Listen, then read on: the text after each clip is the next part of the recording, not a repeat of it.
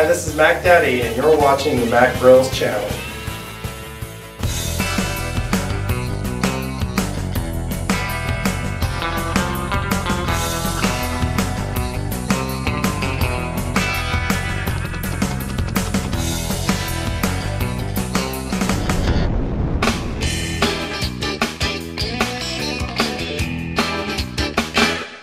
To use the flame zone, simply remove the split grate on the left-hand side and either remove or slide the flame zone cover out of the way to expose the flame zone area and replace the grill grate. Now you can have direct heat searing of your foods for dinner time greatness.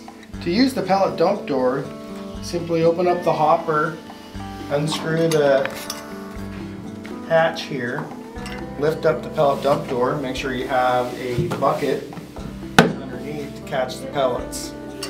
Once the pellets fall out, fasten up the dump door, take the new flavor of pellets, dump them into the hopper, and you're burning your new flavor.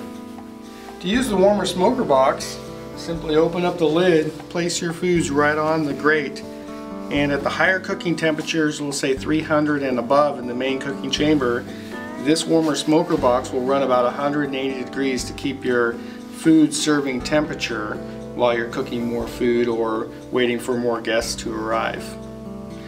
To use the warmer box as a cold smoker, you'll want to set the main chamber on smoke, place in your cheese or jerky or fish or whatever you're going to cold smoke, and the warmer smoker box will run about 80 degrees.